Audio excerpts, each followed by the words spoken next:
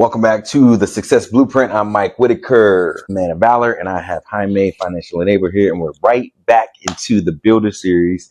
And today we're talking about leadership, which is one of my favorite, the leadership blueprint, right? So, absolutely love this topic. I'm psyched for it, bro. Like I'm so excited, dude. I'm pumped. Yeah, I'm pumped because we literally we've built our life on this stuff. Yeah, absolutely.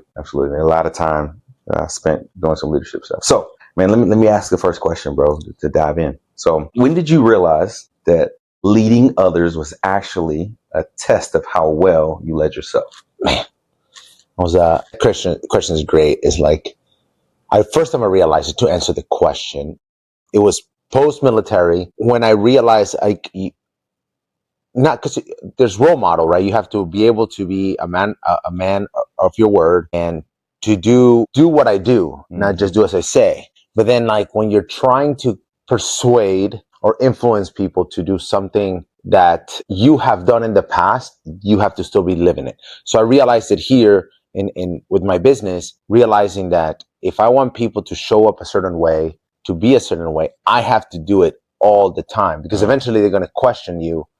And you have to be able to stand on it without a shadow of a doubt. People need to know it. And again, that goes a long ways in relationships. Like you just said a joke earlier today, right? It's like we can talk about sex as we're for real married, right? Like we have led this life with our partners, but now that this is the first time I've been in a really good relationship, really healthy relationship. So you can notice it when people are not leading themselves and you see the features. How about you?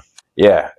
Man, that's good for this business. Definitely in our business, right? But the first time I think I remember it is at church, right? So getting a chance to lead teenagers and not just telling them something, but showing them with my life, right? It was the first time that I hit home, like, oh, I actually have to live this thing in order to lead them. Right? I can't just tell them to read their Bible. I can't just tell them to do this, do the right thing, turn the other cheek, all of the things. Respect their parents, honor people in positions of authority. Can't just tell them to do it. I actually have to do it. And they have to see me doing it, right? Which was the biggest thing. And at that time, our kids were a lot younger. But now, my children, right? Every little thing that they do wrong is usually a reflection of what they saw me do. So I'm like, no, right? I realize that they do 80% of the things that I say not to do, or they do 80% of what they see me do, and only 20% of what they hear me tell them to do. Right. So my lifestyle had to do that. Right? What is something that you thought that you were not leading yourself that you saw reflected in one of your kids? How I talk to other people, right? How I talk to their mom, how I talk to the kids, how I talk to people. And it's like, oh, shoot, I can't say that. So even something as simple as with our daughter when she was young, I would call Candace babe instead of mom, right? As their kids are learning to speak. Right? If I want them to call her mom, I have to call her mom because they mimic us. She would always call me dad. Candace would always call me dad, but I would never call her mom, and I would just refer to her as babe. So our daughter would be talking to Candace and say, babe. She would just look at me like, oh, no, I'm so sorry. Like, just something that simple, right? That's crazy. Yeah, it changed everything. I'm like, oh my God. So my words really do matter, and how I talk to her, what I call her, all of that. So it's huge. It was huge, bro. That is crazy. I've never heard of that. I can imagine your daughter like, hey, babe. Exactly, just like that. And she would be so mad, like, you supposed to be calling me out, like in our alone time. She's like, why'd you call it? I'm like, I'm so sorry. It just comes out naturally. Oh, mom needs to come out naturally, right? So that's why I know, at least in our culture, we hear a lot of parents refer to their spouse as mom and dad a lot, even later on, because it just becomes a habit the more you have kids. So especially when your kids are separated by 2 years, you never stop doing it. Yeah. Right. It's always mom and dad. Hey, oh yeah, go tell your dad. Go tell dad. Hey, dad. You know what I'm saying? Oh, mom. Hey, mom. And like you're talking that way for a very long time because you want the kids to call. And then you're still just calling each other mom, dad. Mom and dad. Yeah. And then obviously now we can just, without going in too deep, now you're no longer calling her babe.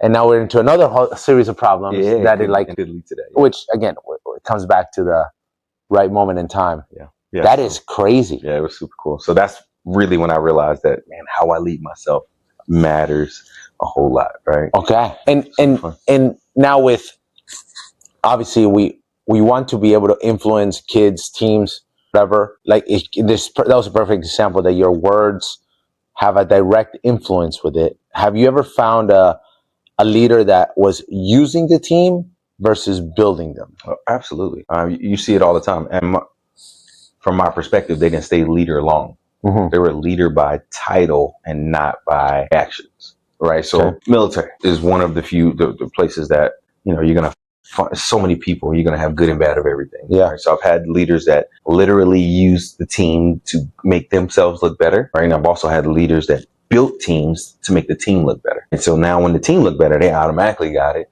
But when the team, for the guy that was using us, he looked good during times that we did good things. But when things didn't go well, he put a lot of the blame on us. Yeah. Like, oh, you guys suck and this, and now you need to be doing that. We look the worst instead of, so you guys look terrible out here. Like it was a lot of that versus when the team, the leader I had that was building the team took no credit for the good and all the credit for the bad. Right. So that right there, and everybody wanted to follow him right in that time. Like the guy is awesome. Right now, I can call his name. We follow him to this day, almost anything. You know what I'm saying? Dealing with military. He was a great dude and truly built us. But we also had another leader who was right under him was trash, right? Mm-hmm. Like he tried to make me do things that he's never done and not even willing to do. You know what I'm saying? So, for example, a little small thing, which I didn't mind, but he's like, hey, last names, hey, Whit, I'm putting you in for a deployment. And I was like, okay, I have no issue deploying. But why are you putting me in? Because you need to go. I was like, huh. And I was like, hey, such and such, I'm going to call his name, doesn't matter, or his position. Have you ever deployed? Like, no. Why didn't you put yourself in for it? You can't talk to me like that. I was like, I'm just asking a question. You want me to follow you. You want me to do whatever, but you're not even willing to do the thing that you want me to do. I have no issue going. This is what I signed up for. But it's interesting that you didn't put yourself in for the same billet that you can fill. Right. Like, I'm confused. Well, I feel like you needed more and you shouldn't be questioning my leadership. And I said, no problem. You know what I'm saying? Put my name down, whatever. I don't really care. I'll go. Didn't end up having to go. Right. But that guy also lost his job within the next few months. You know what I'm saying? Like, so it was interesting to see that. Which I'm sure it wasn't the reason, but I'm sure there's a series of things he was not leading himself. Yeah. Okay. Yeah, which is really good. So tell me a place where, like for you, where does ego show up in leadership before most people really notice it? Like when you're leading people, how does your ego get in the way? Has it ever happened to you? For me, it happens all the time. It happens every day. I think, and my ego happens for me as a matter of being effective. Effective is like how I believe I carry myself, and at least I believe I do. Mm-hmm. And when people aren't effective, I get bothered because they are not living up. They're not performing at the standard that I have or I want. And then my ego kicks in and it turns into anger. It's like, why are you not doing this? Or like, you should be so much better than this, right? Yeah, my ego comes on. And again, that's part of me wanting to win, but I realize that I convert something that I could be inspiring to very painful. And my words are like, I know that I cut with them. But I know now, I see that as my ego, it's like, I want to be successful. I need to win. In reality, if I was just kinder or more loving with it, it would be totally different result. Which again, kindness, and we spoke about this another time, it's like you're kind and polite and loving towards a team doesn't always need to happen, but it also, there's no room for that level of ego. So for me, it shows, I would say it's one of the biggest battles that I'm dealing now. I'm working on overcoming it. And how have you seen people overcome that? Or egos? Yeah. And in transparency, I have that same thing, just not with my team. I have it amongst people that are supposed to be leading at the same level, right? So usually that's the biggest struggle for me. So when I'm with people that are supposed to be the same level of leader I am, then ego is like, bro, in my world, and this is immediate, how I know it's ego for me, excellence isn't the goal, it's the standard. Yeah. So why aren't we going for excellence in everything? And then I have to step back and realize that there's levels to excellence, right? So I don't know how people get over it other than realize that that's pride.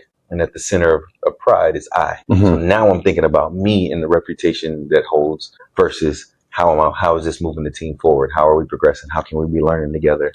How can I still learn from you, even though in my eyes, or I know that in this space, I have a different level of excellence for it because I've done it a certain way or whatever the case may be, or, you know what I'm saying? So I don't know when it comes to same level, how do I get past that other than putting my expectations on them, which is wrong. Yeah.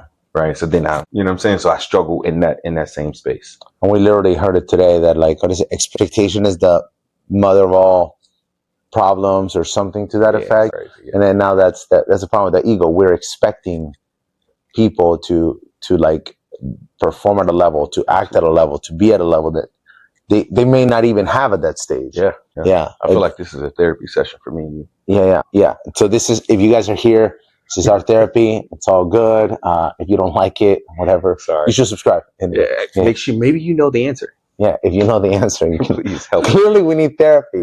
The success purpose is like Mike and Jaime session on therapy for each other. Leadership is funny, right? Yeah, it is. And I mean, that's we've been talking about it. Like, the military makes leaders, but it really doesn't. I don't feel that it grinds the person, but it's not as good on like the intangibles of developing the leadership, because we need we're a lot more on courage, not a lot more on developing. We expect or the schools to make you a better soldier, but there's very few leaders that are making you a better soldier, Marine on the day to day. But then we come out to business and, like, you know, why go to, like, the social media joke? It's like, why would you get into therapy? Just get into entrepreneurship. It's just like, and it grinds you every day, you know? Mm-hmm. Yeah. And what's something that a decision that how do you make a decision and stand on it, whether right or wrong? Like, how do you deal with that process after the decision? Yeah, I love this part, right? Because I don't mind being wrong, right? I make a decision like that because I'm willing to be wrong and adjust, right? So my ability to adapt to something really doesn't matter. So I don't need 100% to make a decision. Yeah. I just need 70% and I'm moving. Yeah. Right. So I need it. So cool. I stand on it because I believe in my ability to execute it or give direction to other people, and we execute it together. So it's easy for me to be like, hey man, we're doing this. Let's roll. Oh shoot. We're halfway through this. That was the wrong way. Turn around. Let's go the other way. We're doing it together. Because the reason why I can do that in my eyes is because I'm willing to do it with you and not just tell you to do it. Because if it sucks, we both gonna, right? We're in it together and we're learning. Yeah. I'll tell you, hey man, I don't have 100% on this, but I believe this is the right direction. Let's go. Yeah. And we'll adjust. If you see something, please tell me, and I'm willing to adjust. So there, I have no ego on, but I'm willing to say, no, man, I have enough information to make a move so we can move forward. I don't believe in having 100% information, because if I'm looking for 100% of everything, I never have action. What is your thought with people that need, let's say, because they're never going to have 100, that need almost 100% to make a decision? What do you think is causing that? Because it's never good. Yeah, it's fear. Yeah, it's fear. It's scarcity. It's lack. It's all of the negative things that really don't propel our life forward. Mm-hmm. Right? It doesn't get you to the next level. If you need 100% on this, I need all of the clarity before I move, that person rarely ever moves. Mm-hmm. You're going to be there forever, because information is always evolving. It's developing. Man, example, in cybersecurity, when the Army first went to it, mm-hmm. right? So I was one of the few guys that got to go to school, came back, was training, and was doing some stuff. It's called NTOC, but it doesn't matter, right? National Threat Assessment. It's the center operation. So I'm there, and I go through the process. So we got to do a JQ. So we go through the school, get qualified for that. There's still a JQR process, which is job qualification, right? So I go through that training. It's 4 months, grueling. Get into it. I'm like, man, I'm learning all this stuff. Pass the exam. Get ready. Get certified to start. Take a week of leave because I hadn't been on leave. Come back from that, and everything changed. What? Like. And I was like, what the heck, bro? I was gone for a week. I hate this, right? Like, this ain't for me. I need people. I did the job, right? But I realized quickly, like, dude, if I needed 100% clarity on anything, I would never be able to do the job. I would never, because things are always evolving. It's always getting better. Look at AI today. Right? It's changing. It's evolving. It's making things go faster. So that right there is what halts people. If that's going to hurt you in the long run. If you need 100% clarity all the time to move, to do anything, I don't know anybody that gets all of that. What about you? No, I don't know a single one. I think most people, that the old saying from Think and Grow Rich, right? That successful people make decisions fast and rarely change them, and make decisions fast and rarely change them. Yeah. Right. And that idea really is a matter of like, okay, so if you want to be successful, just make decisions fast and don't change them. But that means that you have to make a ton of bad decisions, a ton. And I think that going through that, there's a lot of fear, there's a lot of anxiety with that it takes boldness to stick with your make a decision. I'm gonna make a decision over and over and over. And eventually you have a lot more wisdom, so you can come up with a decision and be right. And again, be right most of the time, which is good enough. I think that need to get it right most of the time is also part of the problem. Sure. Like, we are okay having most of the time wrong, but then it eventually works out, because you can then don't change the decision, but you can adjust the decision, right? Yeah. No, so that's good. That's good. I mean, when I think about decisions, I think about the cost of them, right? So what's the most expensive reactive decision you've ever seen somebody make? Expensive reactive decision. I have one for sure. Please go ahead. Well, I think this is good. Starting a transportation company. Okay. Wasn't that you? Yes. Okay, tell me about it. $100,000 in like 2 weeks. Gone. Insane, right? So I'm out the military doing carpentry full time, and I'm like, all right, cool. I'm a business guy. I love business. I want to do and I'm doing carpentry. So I'm like, man, I'm ready to start flipping houses, buying house property. And I'm talking to my wife. She's like, yeah, I love that. It's just not time yet. So I'm like, all right, cool. I can wait. Then I'm like, oh, I got this next idea, right, for the next business. Maybe I'll get a trucking company and I'll just start hotshot trucking, whatever. I'll do this when carpentry's low, right? She's like, I mean, if you want to, cool, I support. I'm like, all right. She said she's in, right? So little did I know she was apprehensive. All she had to do was at the time, if she would have told me, I would not have done it, because I've never made a decision where she was really that apprehensive on and just did it anyway, unless I knew for sure. But anyway, so she's like, yeah, go for it. So I'm like, all right, cool. I need all of these things. So I go buy a whole new truck, 80 grand, 60, 80 grand right there. I had to get this 44-foot trailer, right? So that's another 10, 12, 20 grand. I needed insurance on it. Just the insurance alone monthly was like $1,200 a month, right? Like, a license, I needed all of this stuff, just stuff. Right? And I'm like, all right, cool. I'm out. So I'm on the road, bro. First week, I'm like, all right, this is crazy. I miss my family. Like, I'm a family guy. I love my family. I love my wife. I love my kids. Kids are young. And I'm like, yo, like, I don't like this. Whoa. And I can drive anytime. I'm just used to driving with my family. So I'm like, man, this sucks. And she like, you need to go out. We spent all this money. You need to get your butt on the road. I'm like, all right, yeah, I'm out here. I'm on the road. Second time out, I get freaking strep throat. So I didn't eat for like 8 days, and I'm struggling, can't really swallow. It was rough, right? Now I come home and I'm like, where's the medicine? And I'm not a medicine guy. She's like, you need to go to the hospital now. I'm like, crap. So I go to the hospital. 2 weeks later, she's like, I'm like, all right, I'm about to go for the next load. Do the thing. She's like, hey, I have to go to school. And I'm like, oh yeah, do what you got to do. She's like, no, it's 4 months in another state, and we got little kids. Instantly had to stop the business. The grand gone. I hadn't made $1 back yet, obviously, right? I'm just making enough money to pay for gas and maybe, the little stuff that I need. Reactive, because I just looking for the next thing versus making a decision for my family. It was insane, right? So it's very costly, 100 grand quick. So when people are like, oh, I've been in debt before, I'm like, yeah, not 100 grand like that. Like, it was just really quick. So yeah. That's my story. So, ladies and gentlemen, me. Yeah. Sorry. Yeah. I wish I had a better one. I don't. I can't. I have nothing to one. I don't. Not that we're one upping, but I have nothing to compare. Not 100 grand. Yeah, it was crazy. Not 100 grand worth and impulsive decisions that we thought. Because the problem is that it's not even an impulsive decision. It was a decision you thought was good. Yeah. Those are sometimes the worst ones. Worse. You thought they were good. For me, it's like hobbies, right? Skydiving. I'm going to do this, right?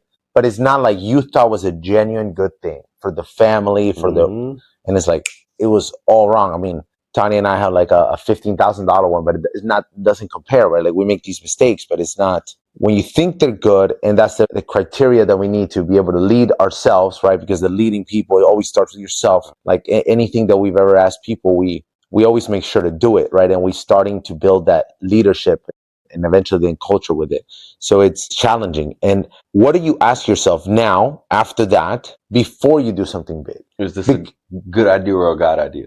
Good idea or God idea? What are God ideas? Ones that come from Him. Ones that come from Him. Like so for me, the way I say that is I can go to everyone who mentors me, and they all will give me right around the same answer. Right. So I will seek wise counsel. So Candace is my first line. Right. Then I go to my guys. I come to you. I go to our mentor. I got 3 or 4 other guys. My dad, Candace's dad, couple pastors, a couple people that were like parents to us, right, in the past. And I'll ask them all, hey, Here's what I'm thinking. Here's what I'm doing. And if my idea cannot withhold their asking questions and I'm not frustrated, then I'm like, okay, right? I think this might be it. You know what I'm saying? Like this might be something of value that I can really do. But as soon as I'm frustrated that they're asking me about this, I'm like, well, I'm tired of answering. Well, that answer's not good enough. And I'm mad that the answer doesn't fit the bill to them. It's not making sense. It's a good idea. Did you, when you started in your current business, did you have a common response? Yeah. So with the current business, I only went to people for that who were in business. I didn't go to people, and those that are not in business, they're like, hey man, I'm not big in business, but if this was what you believe is going to get you to the next level, is it going to be costly? What is it going to do for your family? And I can answer all those questions. They're like, yeah, go for it. Right. So every time I make a big decision, I'm asking questions. I'm asking people. Right. And for me, I can usually tell if it's driven by their emotion or they're just, and sometimes I'll even say, hey, don't talk to me, especially from my parents. Don't talk to me as son. I know you think everything I'm going to do is going to be good, but talk to me like anybody else, like counsel as mentor here. And they'll, okay, step back and do what they have to do for that. And even with Candace, it's like, hey, I prayed about this. Did you pray? No, I didn't. So I'm like, hey, so I'm taking this with a grain of salt, whatever you're saying. You know what I mean? Like this is what I clearly got this answer to go do, to do whatever it is that I wanted to do. And it's the risk is worth it. Right, the reward that's going to come from it. So that's how I make those decisions. Funny. So we can come back to therapy session for a second. Yeah. I just realized that in leadership, right? And again, because if you're going to be a great leader, you got to be a good follower. You're really good at seeking mentorship, but I've never had incredible mentors. And kind of like the $15,000 mistake that we made, I never went to our mentors because I felt like I don't think they'll agree, because they don't have that level of mastery in that demographic or in that subject. And then clearly it shows that it was a great idea, but not a God idea. So, okay, so then leadership, right? You have to mess it up and not become a better be led better, you know? Absolutely. Which is okay. So now we can come back out of the therapy session. So what kind of conflict do you avoid, and why is that dangerous? And that before you answer it, it's funny because before we jump into therapy session, I literally just last 2 weeks, I dealt with some conflict, which you literally just therapy session me into. How do I avoid it? So tell us a little, how do you avoid the conflict? Yeah. And why is it why is that dangerous? Yeah. For me, certain types of people, and I won't even say people, responses or actions or whatever, because it's not necessarily tied to a person. It's tied to their response that I know trigger me. So what I had learned to do is when I recognize it, I give them the space. A lot of times that means walking away just to keep my sanity, because it will drive me insane. I know that once I go there with a person, I'm not coming back. I'm not stopping. I want to make you feel whatever. Yeah. Like crap. Yeah. Like whatever it is that is less of a person, right? I know that about me. And I am really good at doing that because I'm naturally a jokester anyway. So I got jokes. And I'm going to deliver them in a way that makes you feel like crap. And it's intended. I know it is. Everybody else is going to laugh. You know what I'm saying? Like I'm going to be the one in the end. You know what I'm saying? I know that. I'm not going to feel better after it's done. And I know I'm going to have to come back and apologize. And rather than apologize, because that sucks, right? Because that sucks. I hate apologizing when I know I could have avoided it. I just say, that's interesting. You got it.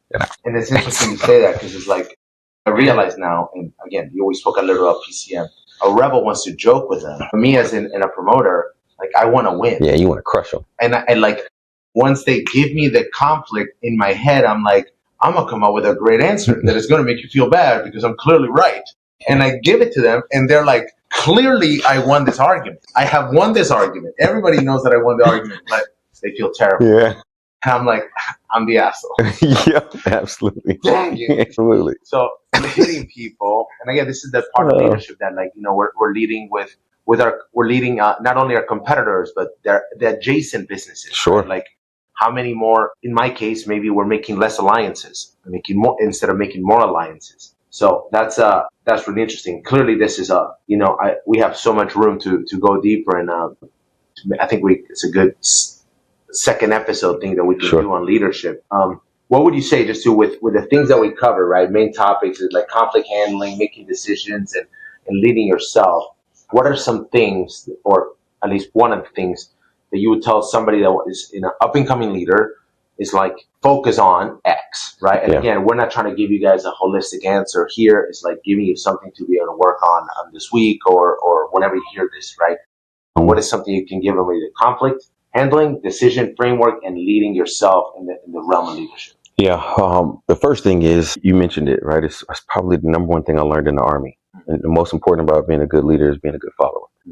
You can never lead when you're not willing to follow, right? Because your example is everything, right? So if I'm not willing to follow the person, why would anybody ever follow me?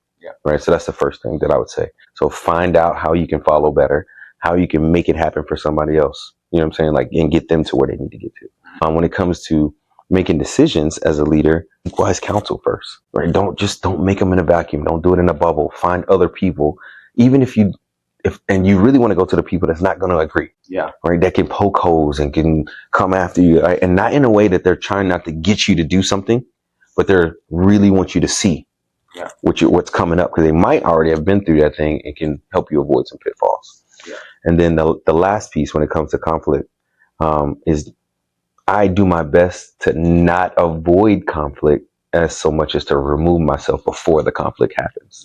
Conflict isn't a bad thing. No. Right, at all. It's how we view it. So I personally love conflict, right? Because it allows me to learn and show that I've actually been working on this so I can grow, right? So I don't necessarily, because avoiding is really just going to piss you off because somebody already did something to me, and then I tried to avoid it. I didn't speak my mind. I didn't deal direct. I didn't come to them. But if I say, hey, let me do my best not to put myself in a position where I know I'm immature here, right? And I know that I can do more harm than good to you, right? Because it is what it is. I'm going to grow either way. I'm going to recognize and move on. I'm not even thinking about you anymore. But I don't want to make you have any, you know what I'm saying, hurt you or hinder you from growing and kill a bridge. Right. That's going from there. So that's what I would say. Those are really good. And kind of with how we're building this channel, one thing is that if you're our enemies, we're literally telling you all the thoughts that we have, so you guys can come and like call us out on absolutely everything. We'll take it. Going on that, I think that I want to say this is like, not only, and again, the only reason that it's kind of cool that it's a quote unquote therapy session conversation is that we're showing that our commitment to leadership is not just to the audience, is on our everyday growth.